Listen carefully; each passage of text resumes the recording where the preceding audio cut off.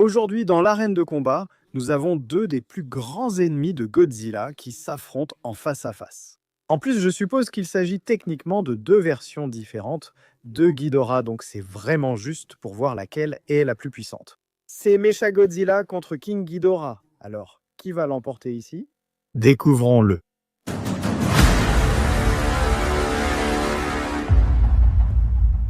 Donc, dans Godzilla contre Kong, Mechagodzilla a été créé par une entreprise appelée Apex Cybernetics, parce que le président directeur général était déterminé à construire une arme assez puissante pour défier la domination de Godzilla.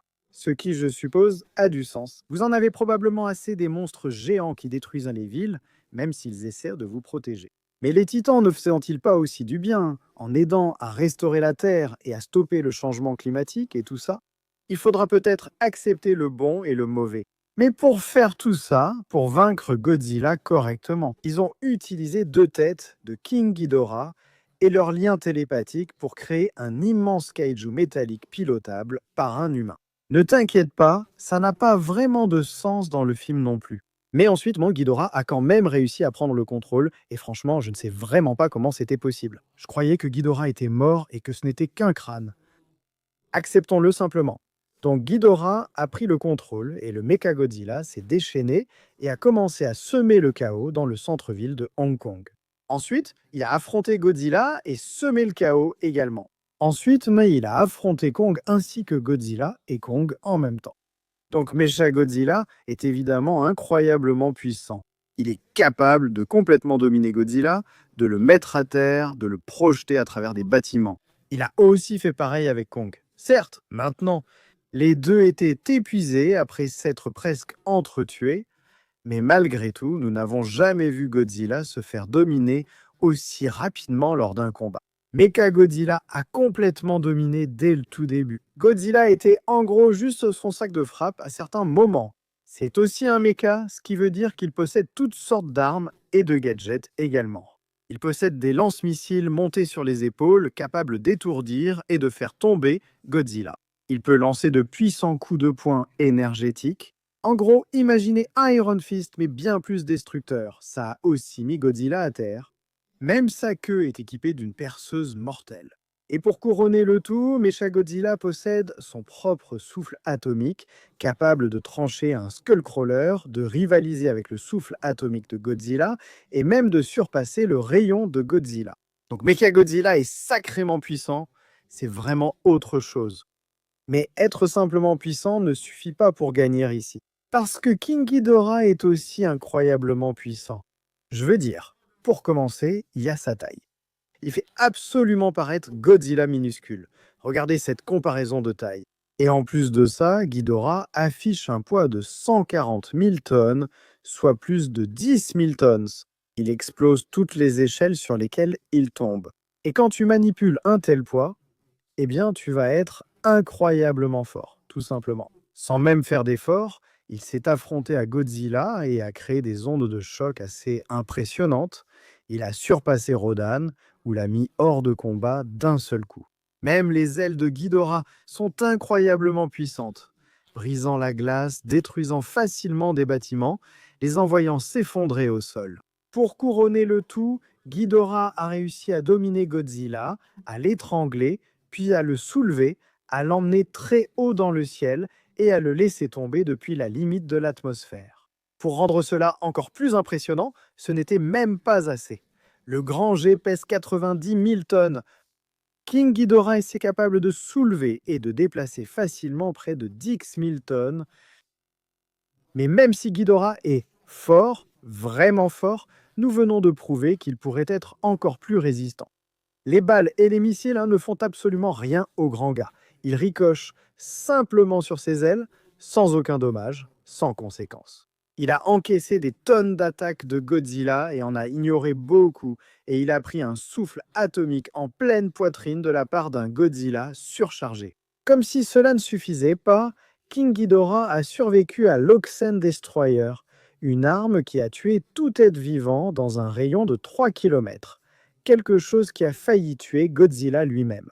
Il a dû retourner se recharger pendant un moment après le combat. Pourtant, Ghidorah s'est simplement relevé et est reparti à l'attaque. En plus, pour couronner le tout, Ghidorah a un facteur de guérison. Après que Godzilla ait arraché une tête à Ghidorah, celle-ci a repoussé rapidement. Pas de mal, pas de problème. Ensuite, il y a le rayon gravitationnel de Ghidorah, qui est à peu près aussi puissant que le souffle atomique de Godzilla. Il a repoussé Godzilla sur une bonne distance, il a détruit des bâtiments, il s'en est servi pour battre Rodan et même tuer Mothra.